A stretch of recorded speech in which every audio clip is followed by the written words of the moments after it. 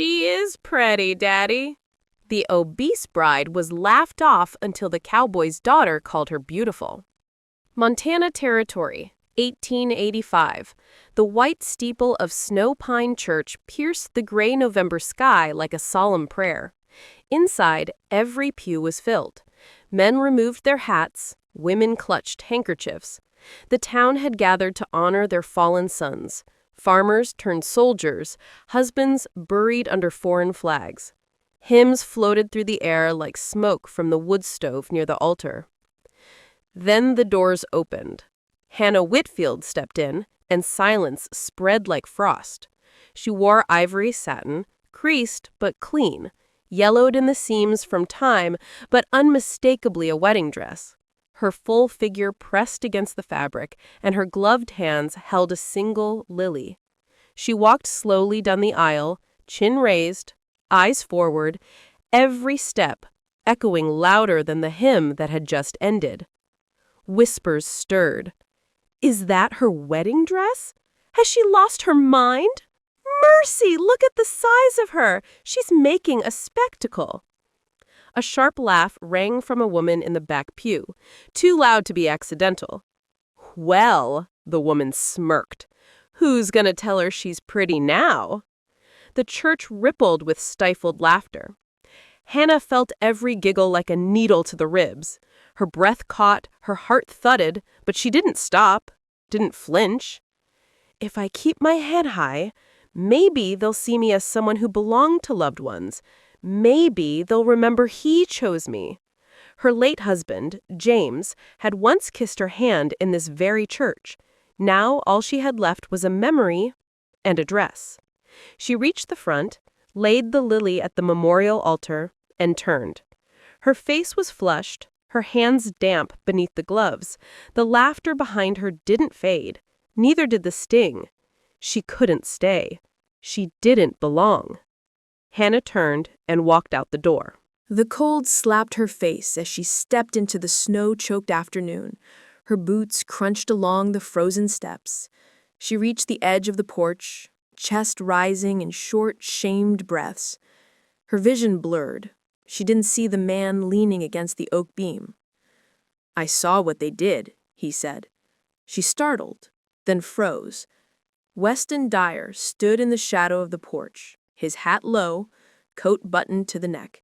He didn't step toward her, just watched, calm, still as the mountains behind him.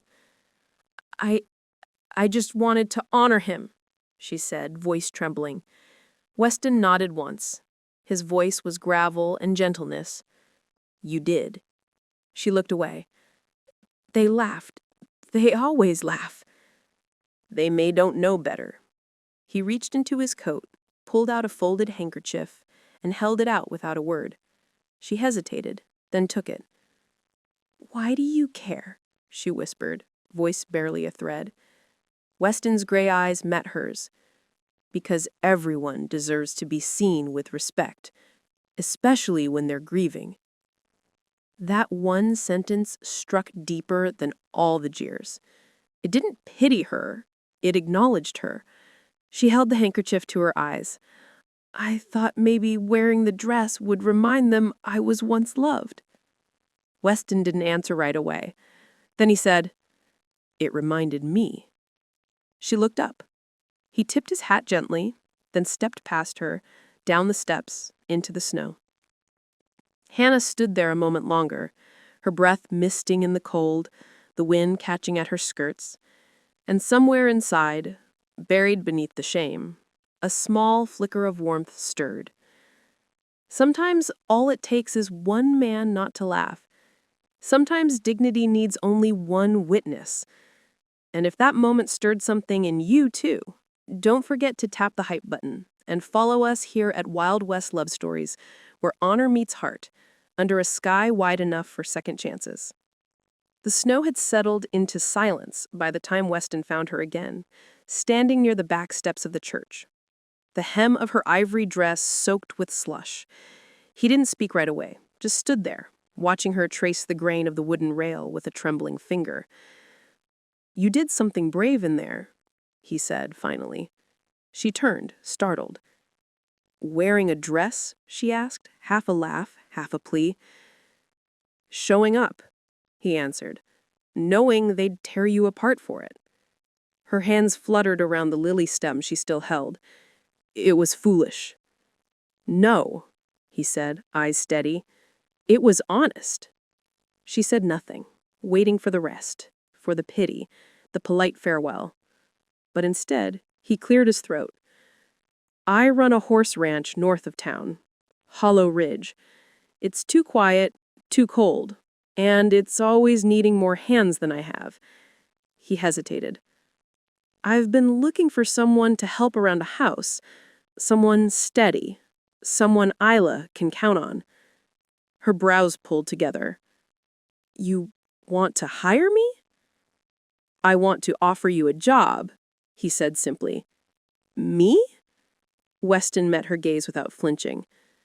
Because you're not afraid to stand alone, because you didn't run when they laughed, and because my daughter needs someone kind. She blinked at him, confused. But I'm not... look at me. People laugh at me. I'm not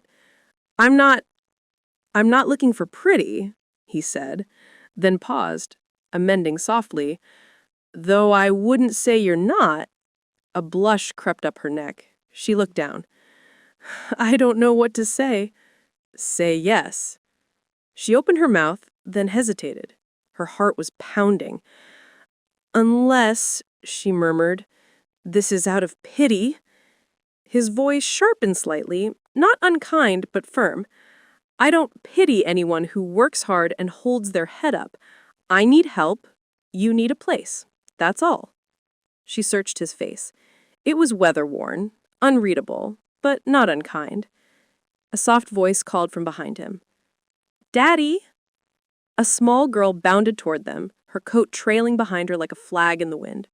Her curls were honey-colored and wild, her cheeks pink from the cold. She stopped just short of Hannah, peering up with wide, curious eyes. Then she grinned.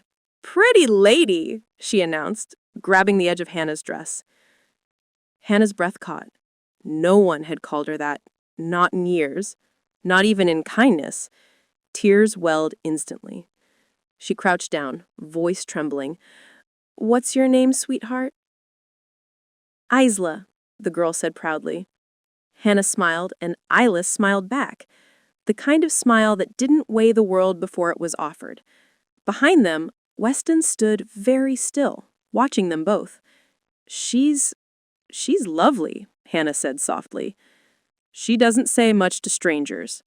She's not a stranger, Isla declared, then looked up at her father. Can she come home with us? Weston's lips twitched. That depends on the lady. Hannah wiped her eyes with the handkerchief still in her pocket. I've never been much good at cooking. I overboiled tea. I fold sheets the wrong way. I don't drink tea. And Isla sleeps in a mess of blankets anyway. Hannah looked down at Isla's small hand curled around her fingers. She looked back up at Weston. Oh, right. He nodded once, solemn as if they'd sealed something bigger than a contract. Isla gave a little jump. Yay! Pretty lady is coming! The laughter that spilled from Hannah's lips was light and real, surprising even to herself. As they walked down the snow-packed road together, Isla skipping ahead, Weston steady beside her, Hannah realized she hadn't felt this kind of warmth in years, not since before the wedding, not since she believed someone could look at her and not see shame, not since she had been called beautiful without needing to earn it. And she hadn't known until now just how much she missed being wanted without conditions, without whispers, without apologies. The wind howled through the trees on Hollow Ridge, but inside the cabin it was warm and quiet. Mostly. Hannah moved cautiously through the kitchen, her hands fumbling over a pot of stew that had boiled over. The smell of burnt onions clung to the air, and she winced as she wiped the rim of the iron stove. It was her third mistake that morning. Earlier, she had broken a bowl while trying to dry dishes too quickly, and the day before, she had made Isla's bed the wrong way, tight corners instead of the child's usual loose quilt piles. She tried to breathe, but the weight of failure pressed hard.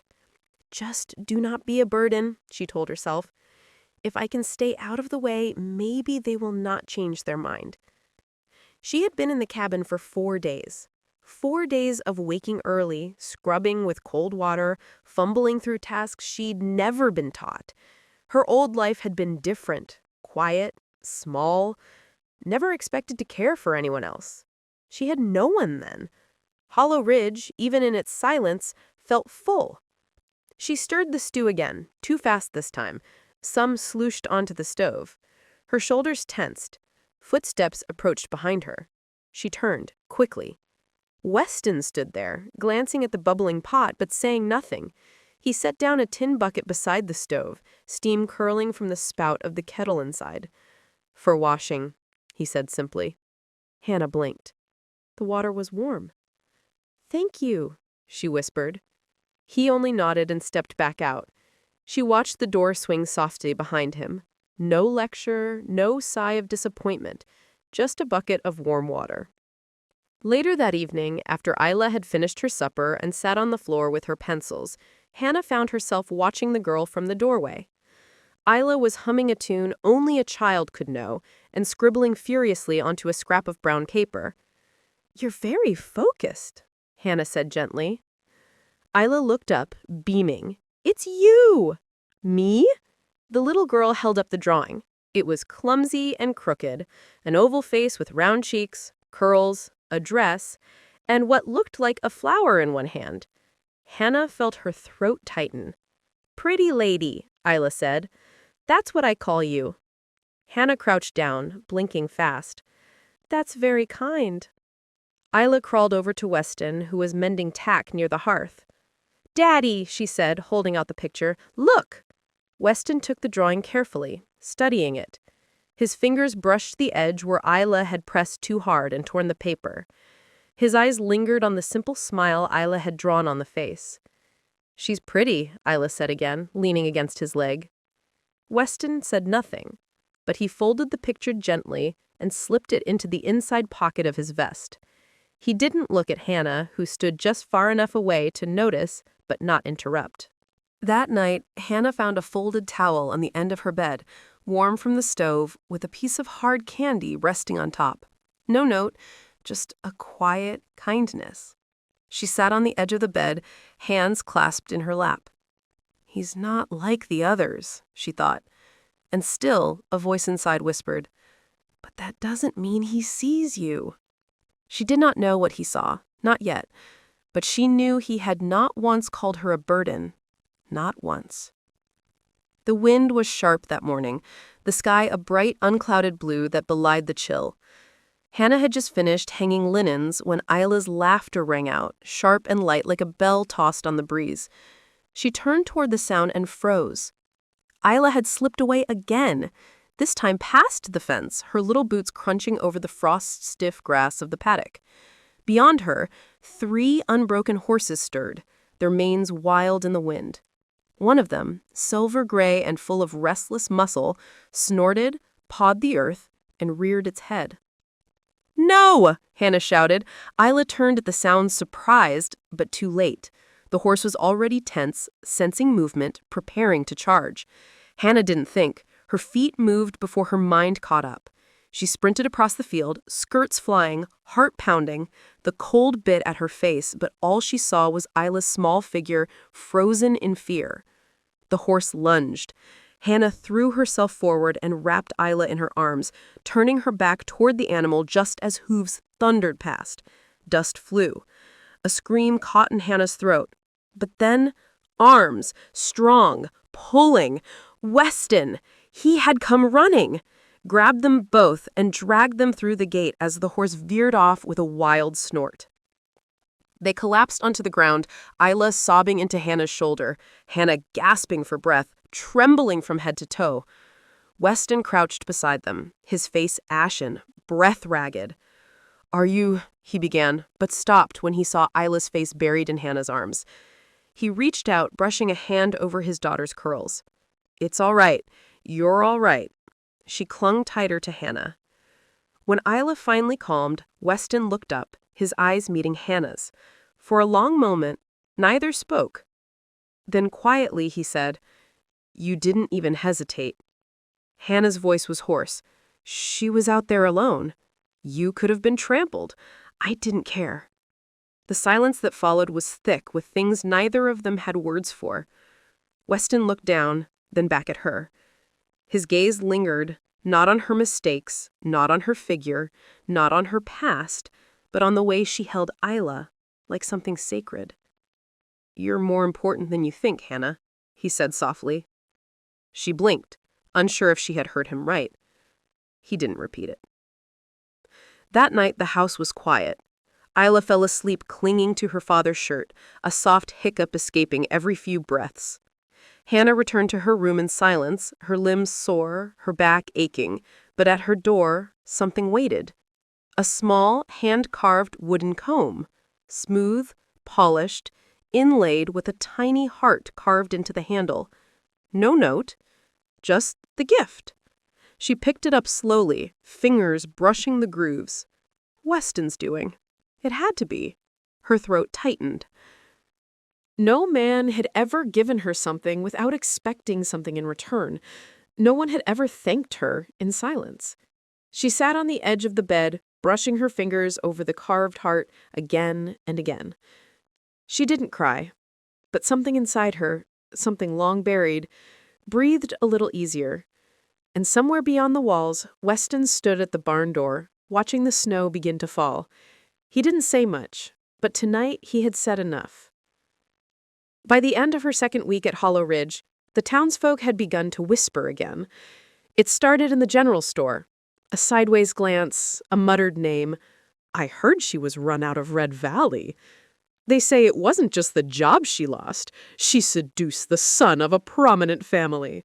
Huh, she's trouble, that one, wearing a wedding dress like it meant anything."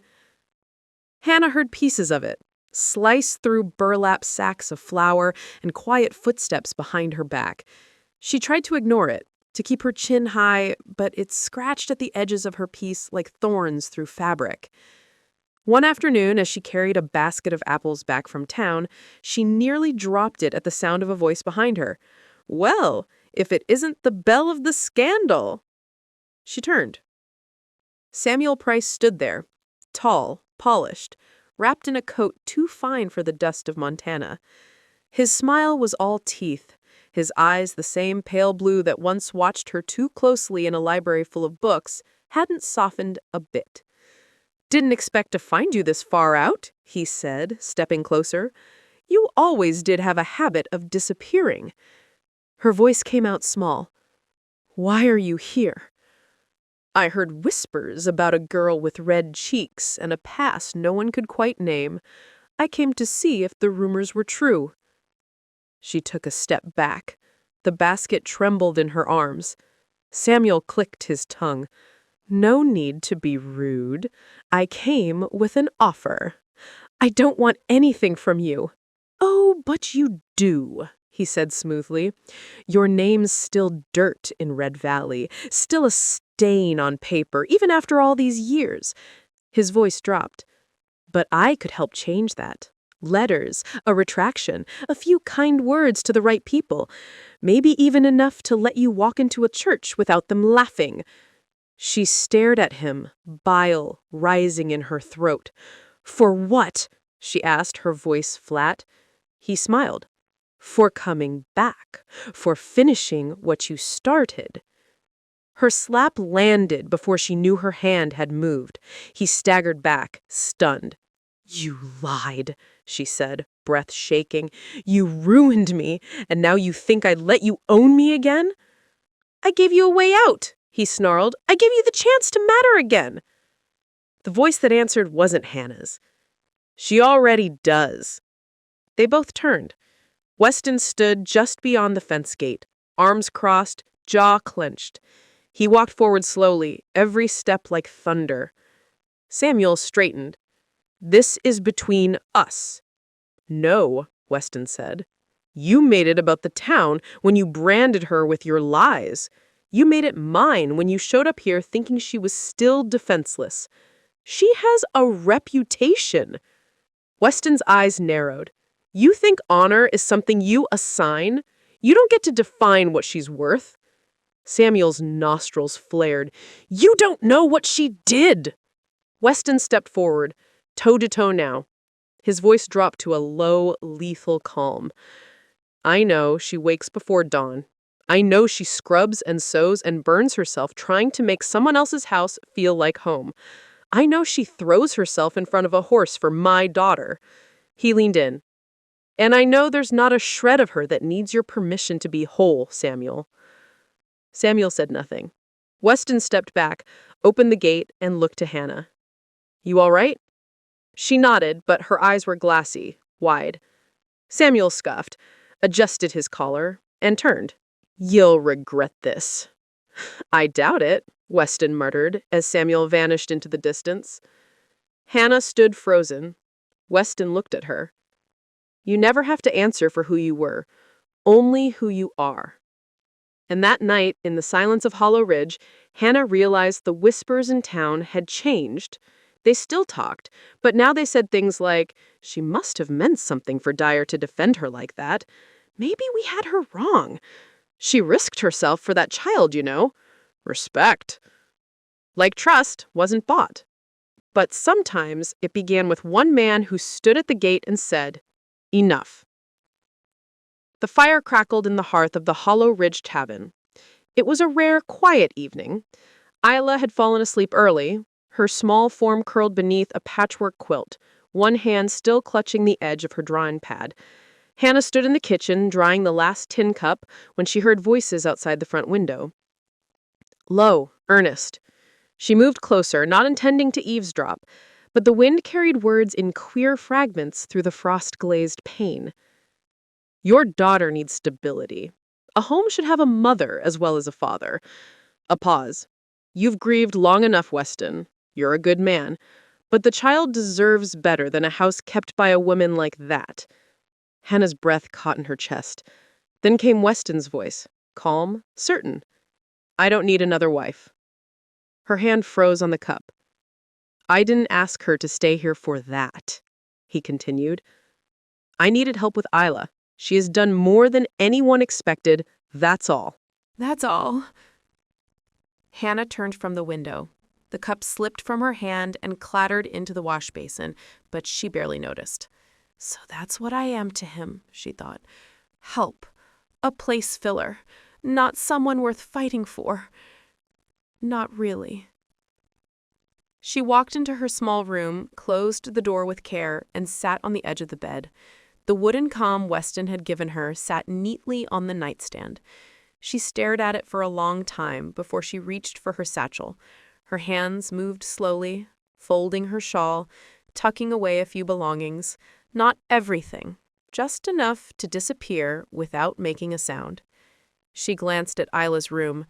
She will forget me, Hannah whispered. Children forget.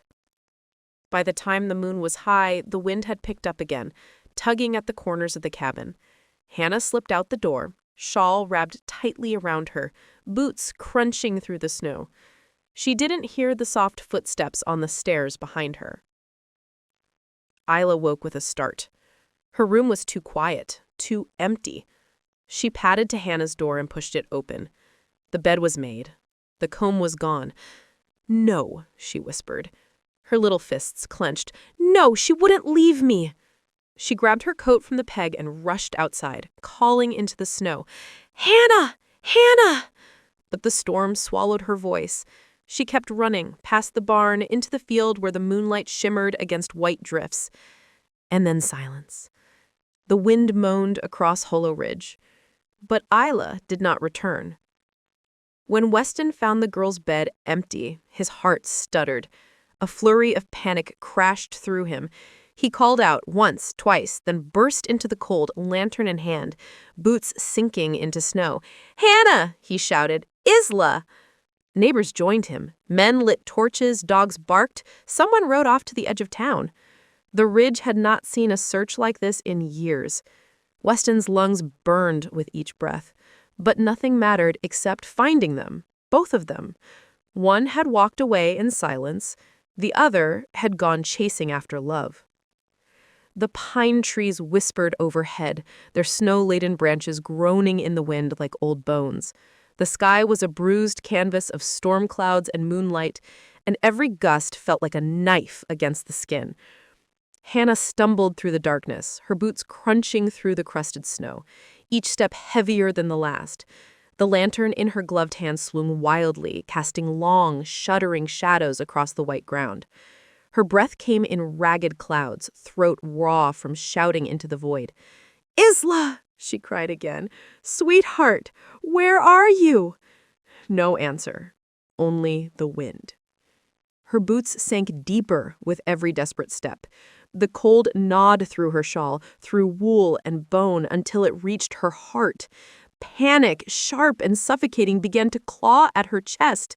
She scanned the horizon, frantic eyes tracing the silver-glazed treetops, the silent drifts of snow. The lantern flickered low.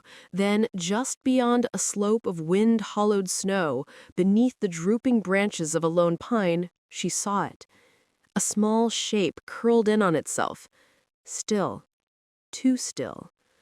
Her heart stopped. She dropped the lantern and lunged forward, knees buckling as she hit the snow.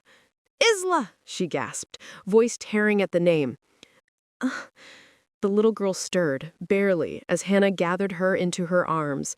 Her limbs were stiff with cold, but her eyes fluttered open. "Shh, it's all right now," Hannah whispered, rocking her tightly against her chest. I've got you, my darling." Isla was shivering uncontrollably, her cheeks splotched with pink and her nose red from weeping. Her tiny fingers clutched Hannah's coat with desperate strength, as if afraid she might disappear again. "I thought you left forever," she hiccuped, voice muffled, and Hannah's throat ached. I thought I should." Isla shook her head, tears freezing on her lashes. "Don't," she whispered. "You make my daddy smile again." The words struck like lightning, clean, blinding, undeniable. Before Hannah could respond, she heard it, the sharp crunch of hurried footsteps behind her. She turned, squinting into the dark, and there he was. Weston, lantern held high, breath heaving, snow clinging to his coat and beard. His eyes searched the clearing and found them. He dropped the lantern and ran. He hit the ground on his knees beside them, arms wrapping around both in a fierce, trembling hold. "Thank God," he breathed again and again, forehead pressed to Hannah's shoulder. "Thank God." Isla reached for him with one hand, the other still clinging to Hannah. Weston cradled them both like something sacred, his silence louder than any vow. And in that silence, the snow kept falling. Finally, he drew back, eyes locking with Hannah's. The storm that had lived inside him for years was gone. In its place was raw, unguarded truth. "I never meant what you thought you heard," he said, voice soft, hoarse. "I didn't say I didn't want you.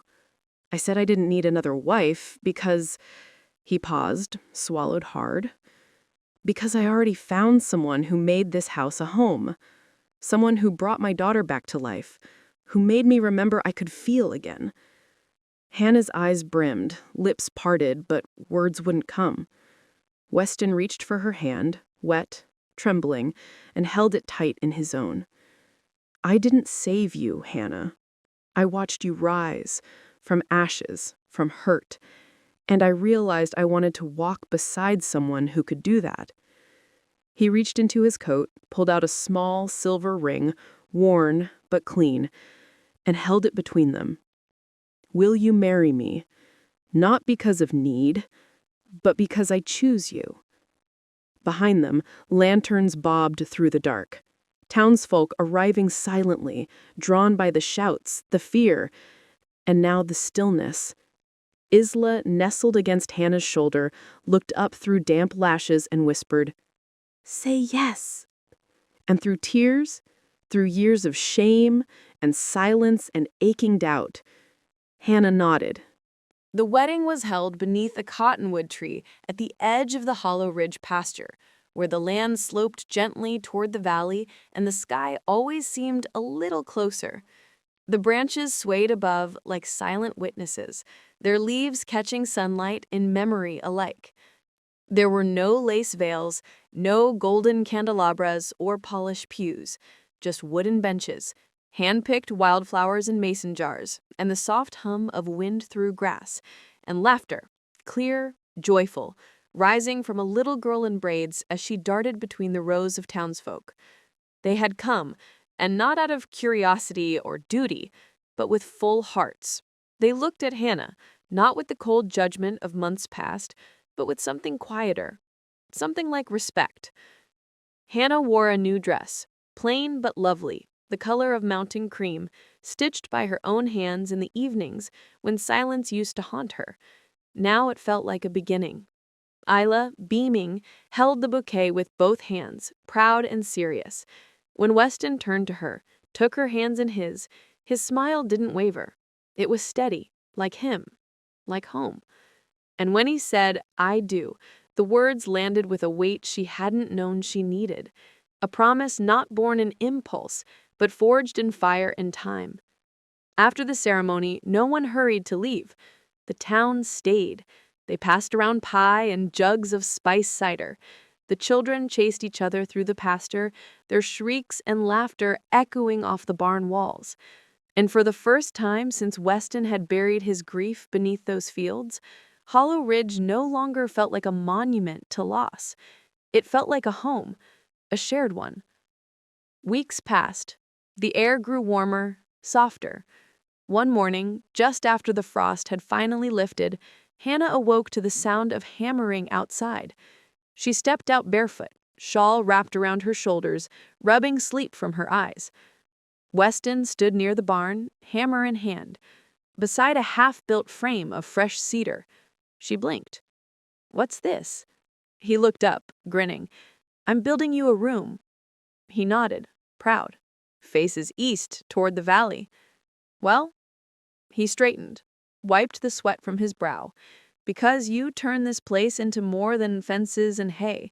You made it a home again. I thought it ought to have a space that belongs to you." She didn't speak, her throat too tight. By spring, the room was finished. Shelves lined the walls, filled with books. A desk sat beneath the wide eastern window, a place to write, to teach, to simply be. Word spread across the hills. By summer, Hannah had 5 students, children from neighboring farms, wide-eyed, fingers ink-stained. She taught them on the porch, Isla always beside her, tongue between her lips as she traced her letters. Sometimes Weston would lean in the doorway, arms crossed, gaze soft, as if watching a life he'd once forgotten he could have. One evening, after the last child had gone home, Hannah sat alone in the room he'd built her. The sun was dipping low, casting gold across the floorboards. On the desk lay the old wooden comb, worn smooth from touch. She picked it up, thumb running over the ridges. "The day I wore that dress," she thought, "I believed it was the last piece of love I had to offer. I thought my story ended with a whisper and shame. But then there was Hollow Ridge, and Weston, and Isla's small hand in hers." Outside, laughter rang. Isla chasing fireflies in the tall grass. Weston's voice called gently after her. "Ah, Isla." And in the hush between heartbeats, Hannah whispered to the wind, "I thought I had to be beautiful to be loved, but being loved made me beautiful." In a world that once only saw her flaws, Hannah Whitfield became the woman who taught a town to see again, how to honor gentleness, how to believe in redemption, and how to call something beautiful not because the world agrees, but because the heart knows it's true. And in Weston Dyer, she didn't find rescue. She found someone who had also been broken and still chose to build. Their story reminds us love isn't loud. Sometimes it's a quiet room facing east, a calm left at your door, a child's drawing with a single word that changes everything. If this story touched your heart, if you felt even a flicker of hope, warmth, or maybe a tear that caught you off guard, go ahead and tap that hype button. It tells us you believe in stories like this, in love like this. And if you haven't already, make sure to subscribe to Tales Maury for more tales of devotion, defiance, and the kind of romance that rises, like Hannah did, from silence and snow.